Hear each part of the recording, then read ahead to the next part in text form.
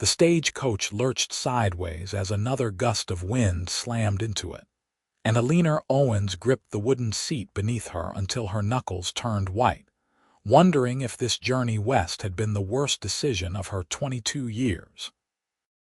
The November storm had descended without warning as they climbed into the mountains, transforming the Colorado landscape from merely cold to absolutely treacherous. And now fat snowflakes fell so thick she could barely see the lead horses through the window. Beside her sat a traveling salesman named Herbert, who had not stopped complaining since Denver. Across from them, a young mother clutched her infant son, and next to the woman perched an elderly gentleman who claimed to be a retired school teacher heading to California. The driver's shout cut through the howling wind, though Eleanor could not make out the words. The stage jerked to a halt, and she heard boots hit the ground outside. A moment later the door swung open, admitting a blast of frigid air and swirling snow that made them all recoil. "Cannot go further," the driver announced, his weathered face red from cold. "Roads completely blocked ahead, and this storm is getting worse by the minute. We are maybe 2 miles from Granite, but I cannot get the stage through these drifts." 2 miles, Herbert sputtered. "We will freeze to death out here." Eleanor pulled her wool cloak tighter, her mind racing. She had been traveling to meet her aunt in Sacramento, fleeing Boston and the comfortable life her parents had planned for her, the suitable marriage to a banker's son she could not bear. Now she wondered if she would even survive to regret her choices. The sound of a horse approaching made them all turn. Through the white curtain of snow, a rider materialized like something from a dream, sitting tall in the saddle despite the brutal weather. He drew his horse alongside the coach, and Eleanor found herself staring up at a man who looked to be in his late 20s, with dark hair plastered to his forehead beneath a wide-brimmed hat and eyes the color of slate. "Saw your lights from my property," he called over the wind. "This storm is going to last days, not hours. You folks need shelter, and you need it now." "Who are you?" the driver asked, though his tone suggested he was grateful for any help. "Tate Garrison. My ranch is about a mile east. I can guide you there if your team can manage it, or we start walking and come back for the stage when the weather clears." "A mile in this," Herbert protested. Tate's gaze swept over the passengers, lingering for just a moment on Eleanor before returning to the driver. "Stay here and you will be buried by morning. Your choice." The driver needed no further convincing. "My team can make a mile if you lead us." What followed was the longest mile of Eleanor's life. The coach crept forward at an agonizing pace, sliding and lurching through drifts that sometimes reached the wheel hubs. She could barely make out Tate riding ahead, but somehow he kept them moving in the right direction. The young mother's baby had started crying, a thin wail that broke Eleanor's heart, and she found herself humming softly, trying to soothe the child even as her own fear mounted. Just when she thought they truly would freeze, buildings emerged from the whiteout. A large barn, a house with smoke rising from the chimney, several outbuildings that suggested a prosperous operation. Tate directed the coach straight to the barn, and the moment they were inside and out of the wind, Eleanor felt tears of relief sting her eyes. Tate dismounted and immediately began helping people from the coach. When he reached for Eleanor's hand, she took it without hesitation, feeling the strength in his grip even through her gloves. His eyes met hers and something passed between them, quick as lightning and twice as powerful. "Can you walk?" he asked, his voice gentler than before. "Yes," she managed, though her legs shook from more than just the cold. He helped the young mother next, then the elderly teacher, and finally Herbert, who continued to grumble about the inconvenience. The driver and his partner began unhitching the horses, and Tate moved to assist them with practiced efficiency. "Let me get you all to the house," he said once the animals were secured. "I have food and warm beds. We will worry about everything else once you are thawed out." The house was everything Eleanor had not expected. Clean and well maintained, with solid furniture and curtains in the windows, not the rough bachelor quarters she had imagined.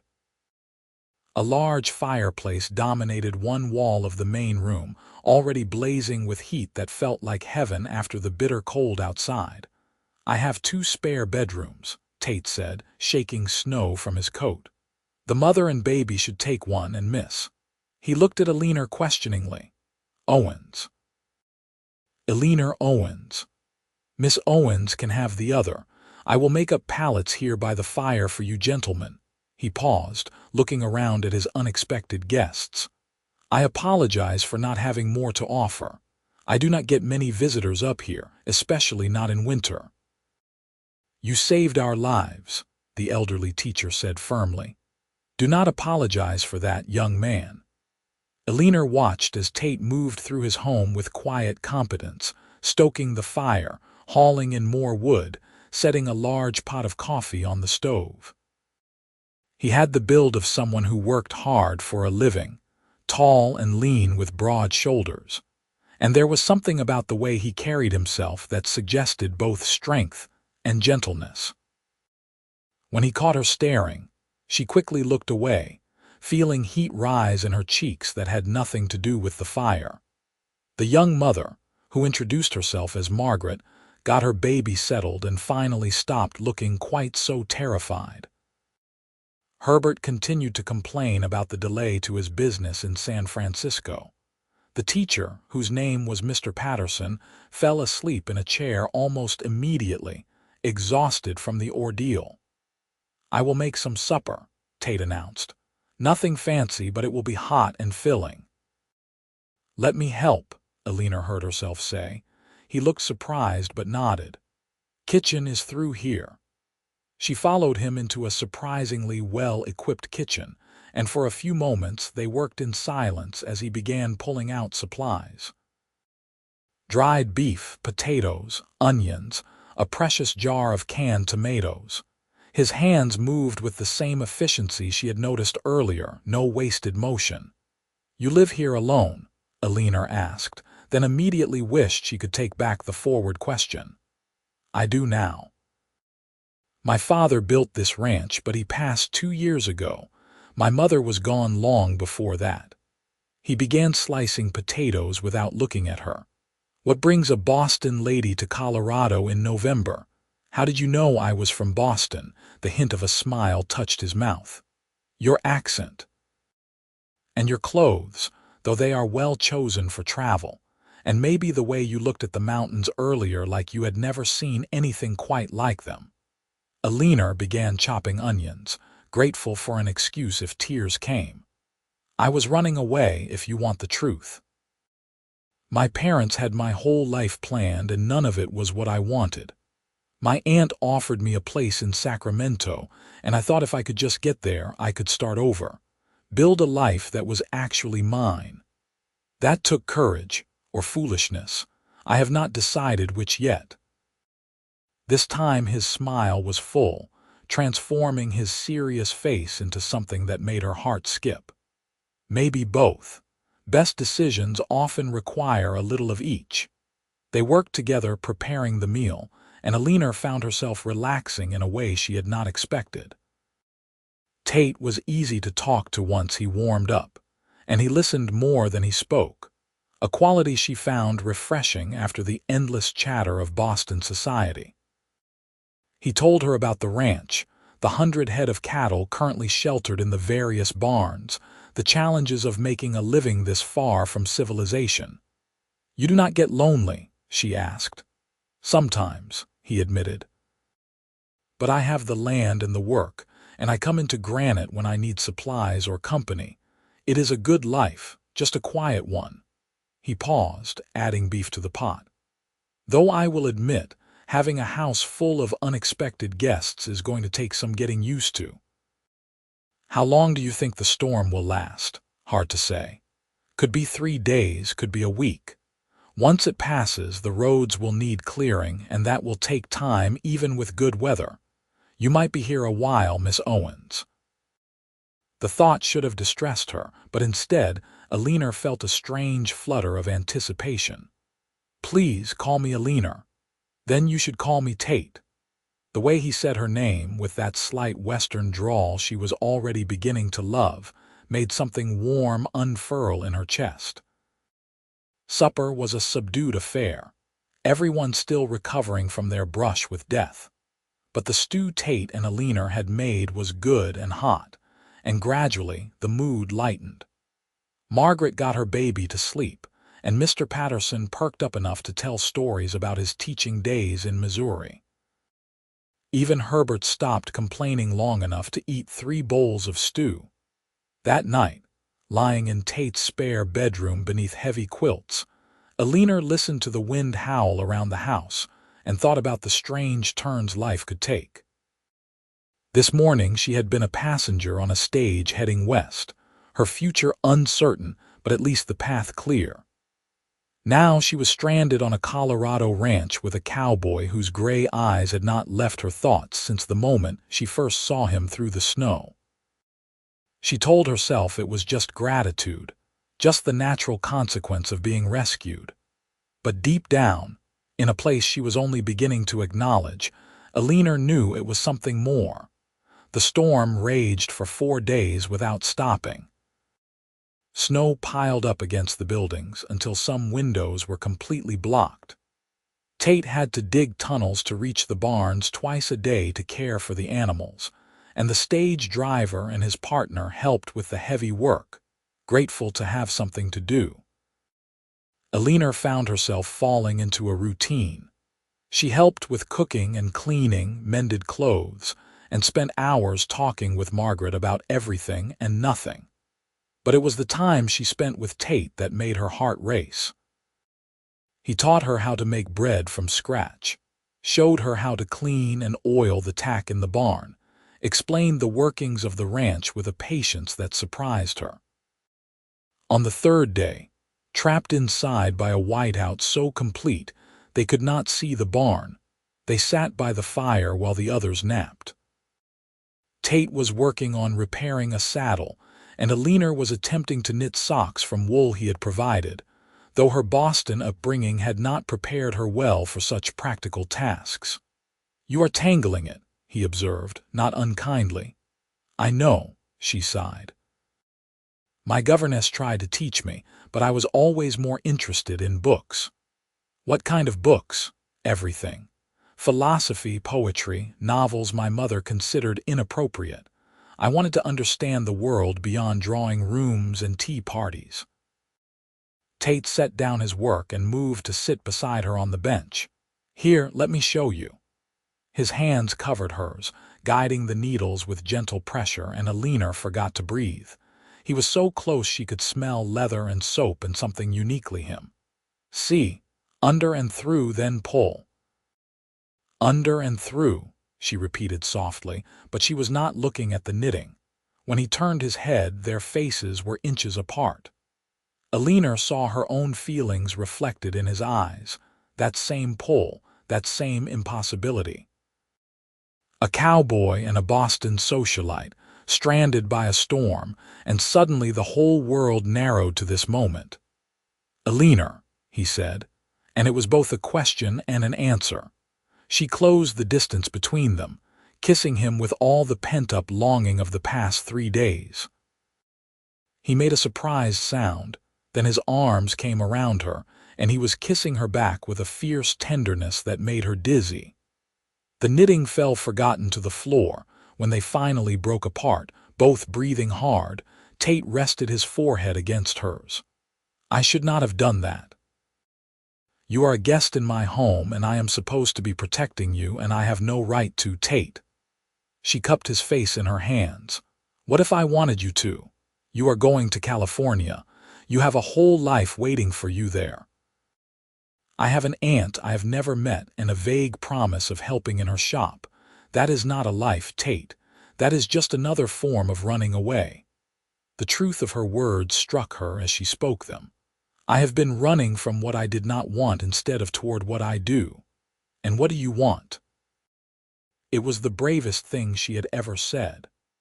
I want to find out what this is between us. I want to know if what I am feeling is real or just the consequence of dramatic circumstances. I want more than 3 days before I have to say goodbye.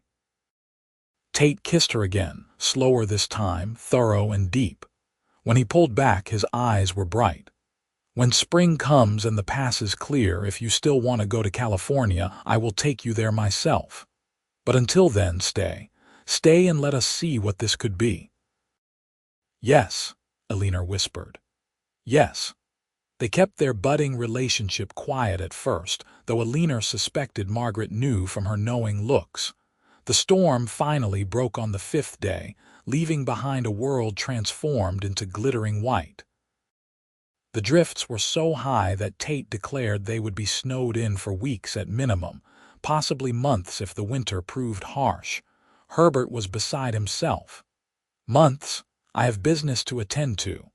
And you will attend to it when the road's clear, Tate said evenly. For now, we make the best of things. Making the best of things turned into something Eleanor had never expected.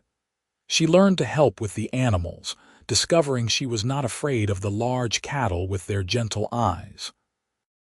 She learned to cook meals for 7 people using supplies that had to be rationed carefully. She learned to find joy in simple things. The way morning light turned the snow to diamonds, the satisfaction of bread rising perfectly, the sound of Tate's laugh when she said something that surprised him. And every evening, after the others had retired, she and Tate would sit together by the fire, talking and kissing and planning impossible futures. I could never give you the life you left behind, he told her one night, his fingers threading through her hair. No fancy dresses, no society parties, no servants to do the hard work. Life here is beautiful, but it is also brutal. The winters are long, the work never ends, and some years we barely scrape by. You think I care about fancy dresses? Eleanor pulled back to look at him. Tate, I had all of that and I was miserable. I wanted purpose and partnership and the freedom to be myself. I wanted to matter, not just as an ornament, but as a person who contributes something real to the world. You matter, he said fiercely. You matter more than anyone I have ever known. Christmas came quietly. They made decorations from pine boughs and dried berries, and Tate produced a precious orange that he divided carefully among everyone. Margaret let Eleanor hold the baby, now thriving after the rough start, and the weight of him in her arms made her think about futures she had never dared imagine in Boston. That night, Tate gave her a gift, a pair of leather gloves he had made himself, lined with soft rabbit fur. For working outside, he explained, looking almost shy. Your hands were getting raw. Eleanor had nothing to give him but a kiss and a promise. When I left Boston, I thought I was looking for freedom, but what I really wanted was a place to belong. I think I found it here. I think I found it with you. Eleanor Owens, are you saying you want to stay? Not just until spring, but truly stay. I am saying I love you, Tate Garrison. I am saying that somewhere between the storm and now, this ranch became more home to me than Boston ever was. I am saying yes, if you are asking. He was asking. He took both her hands in his and asked properly, the way she deserved, telling her she had changed his whole life in a matter of weeks, and he could not imagine the ranch without her anymore. Eleanor said yes through happy tears, and when they announced it the next morning, Margaret clapped with delight, and even Herbert managed to look pleased.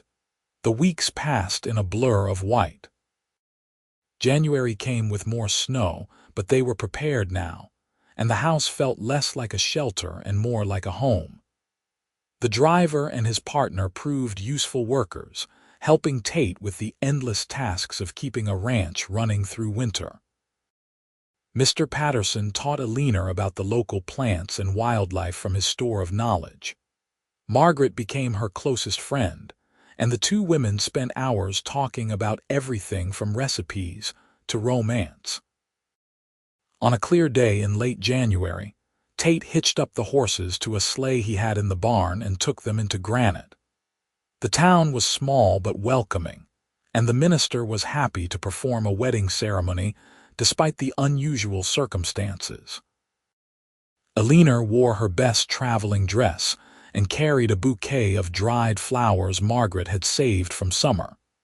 She had no family present, no elaborate preparations, no grand cathedral. She had Tate's hand in hers and his voice steady as he promised to love and cherish her for the rest of their days, and it was more than enough. They celebrated with dinner at the town's only restaurant, and the locals were charmed by the story of the stranded passengers and the cowboy who had saved them. Someone produced a fiddle, and there was dancing, and Eleanor laughed until her sides ached as Tate spun her around the small space with more enthusiasm than grace. "Are you happy?" he asked as they sleighed back to the ranch under stars so bright they seemed close enough to touch. "Happier than I knew I could be," Eleanor answered truthfully. That night, in the privacy of their bedroom, Tate made love to his wife with a tenderness that brought tears to her eyes. And Eleanor understood that this was what she had been searching for all along. Not freedom from something, but freedom to be entirely herself with someone who saw her and loved her completely. February brought a brief warm spell that melted some of the snow, and the stage driver announced he would attempt the journey to Granite. Herbert was beside himself with relief, eager to get back to his business. Mr. Patterson decided to winter in town rather than risk another storm. Margaret, however, surprised them all.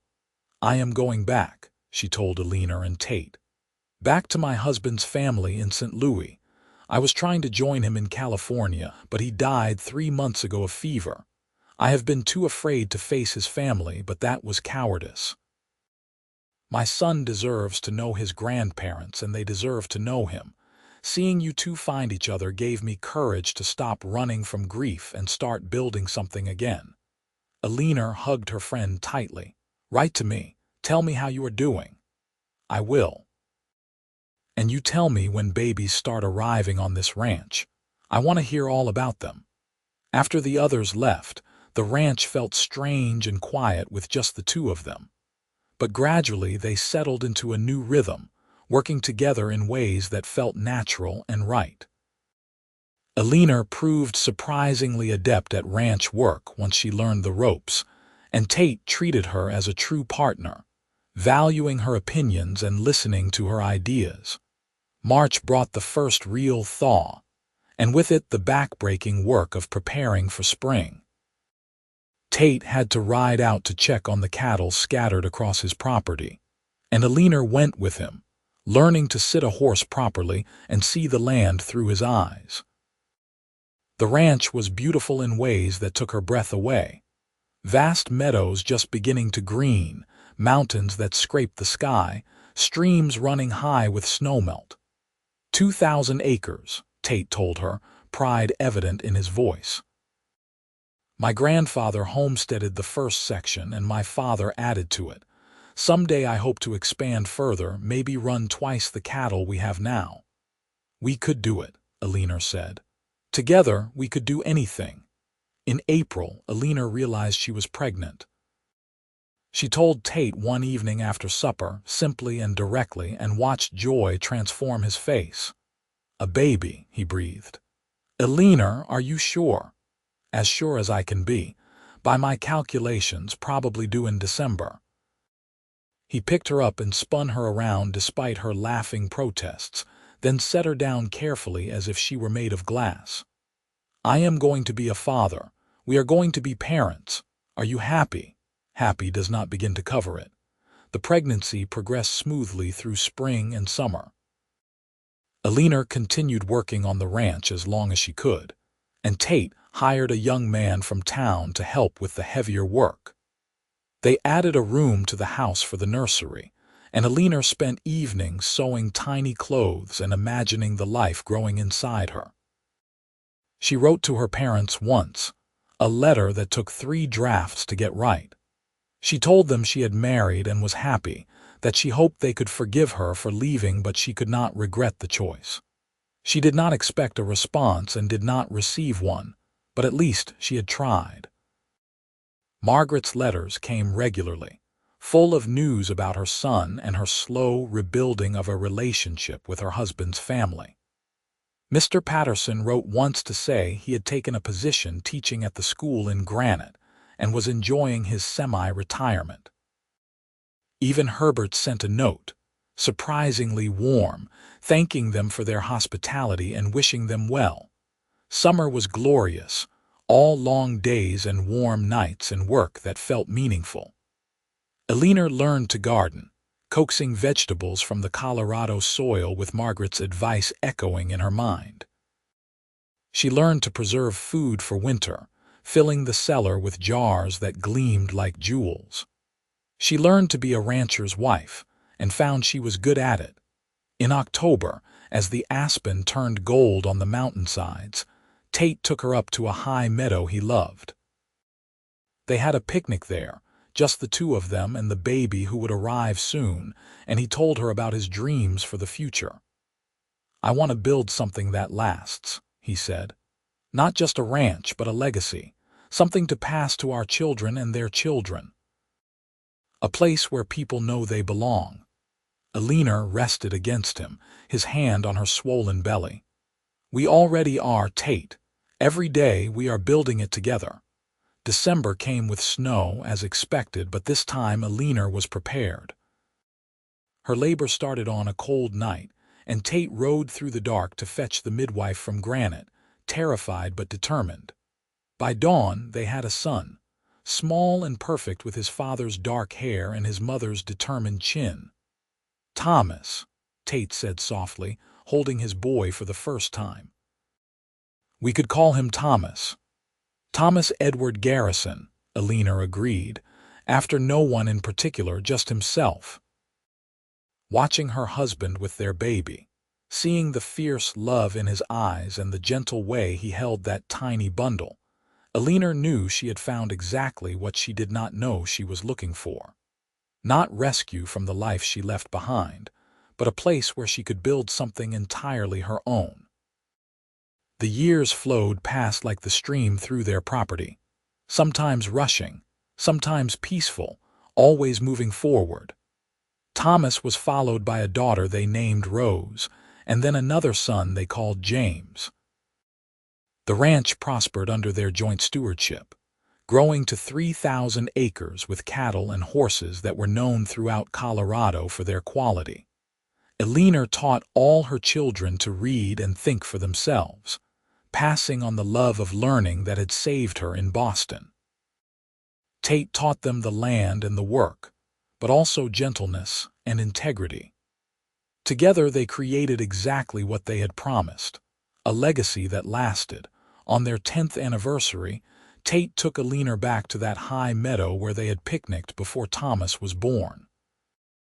The children were home with a trusted neighbor, and for one day it was just the 2 of them again, like it had been during those snowbound weeks that changed everything. "You ever regret it?" Tate asked, holding her close. "Giving up everything you could have had in Boston or California?" Eleanor looked out at the mountains, the land that was theirs, the home they had built with their own hands and hearts. She thought about the girl she had been on that stagecoach, running from one future without knowing what she ran toward. She thought about the cowboy who had appeared through the snow like an answer to a prayer she had not known to speak. "I gave up nothing," she said firmly. "I found everything. I found you." That night, in their bedroom at the ranch that had grown from a bachelor's house to a real home, Tate made love to his wife with the same tenderness he had shown on their wedding night. And Eleanor felt the same wonder she had felt then, the certainty that some chances come disguised as disasters, and some loves are worth any risk. She often thought about that storm, that terrifying moment when the stage stopped and their futures hung in the balance.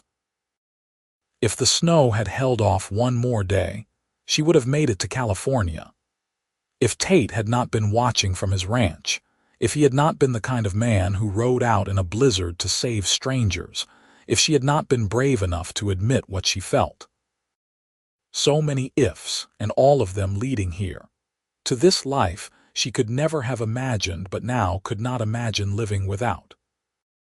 Years later, when Thomas was 16 and ready to take on more responsibility, when Rose was planning her wedding to a young man from Granite, when James was learning his letters with the same fierce determination his mother had shown, Tate and Eleanor would sit on the porch in the evenings and watch the sun set behind their mountains.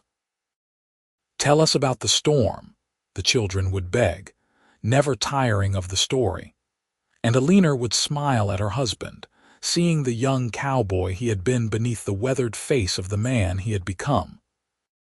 Tate would take her hand, calloused palm against calloused palm, and together they would tell the tale one more time, how a stage got snowed in on a November day in 1873, how a cowboy rode out through a blizzard to save the stranded passengers, how 7 strangers became unlikely family during those weeks trapped together, how 2 people fell in love while the snow fell and the fire burned and the whole world waited outside.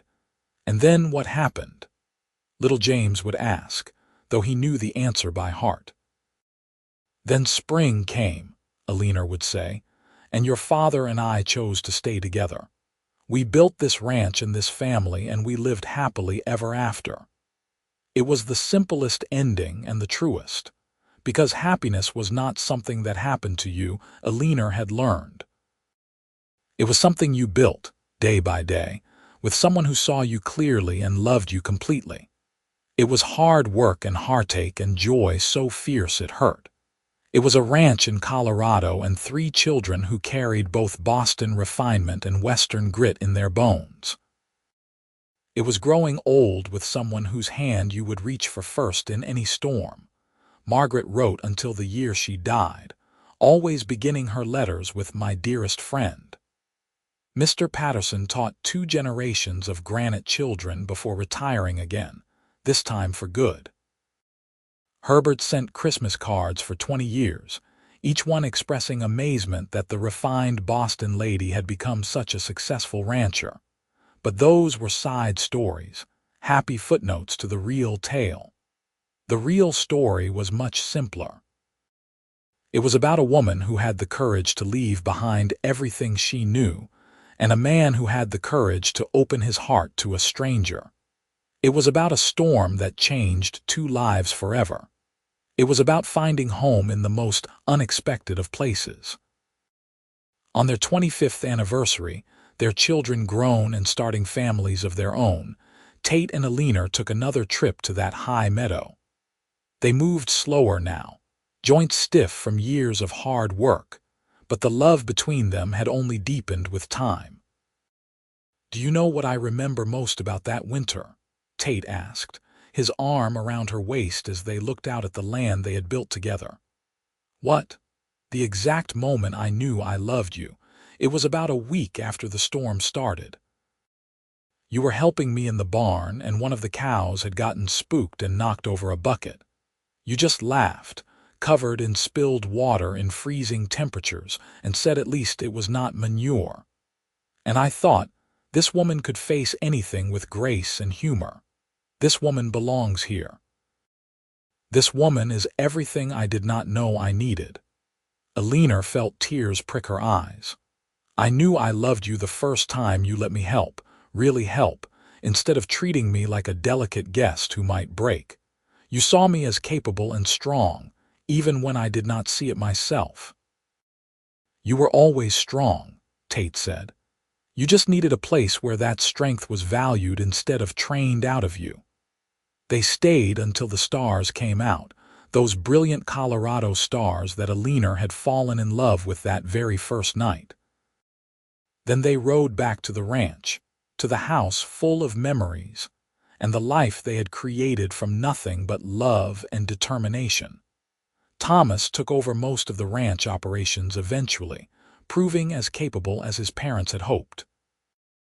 Rose married her young man and moved to Denver, but visited often with her own growing family. James became a veterinarian, the first in the family to attend university, but he came home to practice in Granite and care for the animals he had grown up loving.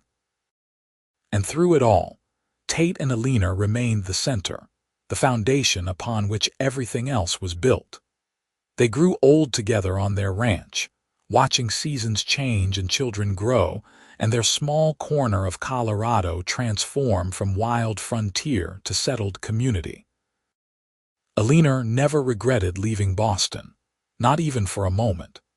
She never wondered what her life would have been like if that stage had not gotten snowed in, if that cowboy had not ridden to their rescue, if she had made it to California as planned. How could she regret anything when it had all led her exactly where she needed to be on a snowy December morning? Much like the one when Thomas was born, Eleanor and Tate celebrated their 40th anniversary. Their children and grandchildren filled the house. 3 generations gathered to honor the love that had started it all. There was food and music and laughter, and at one point Tate stood and raised his glass. "To my wife," he said simply, "who got lost in a snowstorm and found her way home." Eleanor rose and kissed him, not caring that everyone was watching. "To my husband," she replied, "who came through the storm and saved my life in every way a person can be saved." That night, lying beside him in the darkness, Eleanor listened to the familiar sound of his breathing and felt grateful beyond words. Some people spent their whole lives searching for what she had found on a random November day. A love that was both safe harbor and grand adventure, a partnership built on equality and respect, a home that was more than just walls and roof. She thought about the frightened girl on that stagecoach, gripping the seat and wondering if she would survive. If she could go back and tell that girl what waited beyond the storm, she would say, "Trust the journey. Trust the cowboy with the gray eyes who rides through the snow. Trust that sometimes disaster is just destiny wearing a disguise." But she could not go back, and would not if she could. The only direction was forward into whatever years remained, with the man who had become not just her husband but her best friend, her partner, her home. Outside the window, snow began to fall, soft and quiet. Eleanor smiled in the darkness. She had long since stopped fearing Colorado winters. They had brought her everything she had ever wanted after all, wrapped in white and carried on the shoulders of a cowboy who had known to ride out into the storm when everyone else stayed safe inside. Some risks, she had learned, were not risks at all. They were promises waiting to be kept. And the promise made that snowy day 40 years ago had been kept in full. A life of love and purpose and belonging, built together one day at a time, weathering every storm that came their way. The snow fell faster now, covering their ranch in a blanket of white, making everything clean and new. Inside the house, warm and safe, Eleanor and Tate slept peacefully in each other's arms, their story complete, their legacy assured, their love eternal as the mountains that sheltered them. It was not the ending Eleanor had imagined when she boarded that stage in Denver so many years ago. It was infinitely better. It was real and earned and true. It was a life she had built with her own 2 hands and a heart brave enough to take a chance on an impossible love. And in the morning, when the sun rose over the snow-covered peaks and painted the world in shades of pink and gold, they would wake together as they had for 40 years. They would face another day on the ranch they had built, surrounded by the family they had created, living the legacy they had forged from nothing but determination and love. The stage had gotten snowed in on a November day in 1873. A cowboy had taken everyone to his ranch until spring, and two hearts had found each other in the storm, creating a love story that would echo through generations. A reminder that sometimes the best destinations are the ones we never plan to reach. Eleanor Owens Garrison had left Boston looking for freedom and found something far more precious. A place to belong, a purpose to fulfill, and a love that lasted a lifetime. And Tate Garrison, the cowboy who had ridden into a blizzard to save strangers, had found that the greatest treasure on his ranch was not the land or the cattle, but the remarkable woman who had stumbled into his life during a snowstorm and decided to stay forever. Their story was complete. Their love had weathered every season, and the ranch they built together stood as testimony to what two people could create when they chose each other, not just once in a moment of passion, but every single day for the rest of their lives. The snow continued to fall, gentle and eternal, over the mountains and meadows of Colorado, over the ranch where a love story had taken root and flourished, over the home where two souls had found each other and built something beautiful that would last long after they were gone. And that was how it ended, with snow and love and a happiness that was simple and true and absolutely real.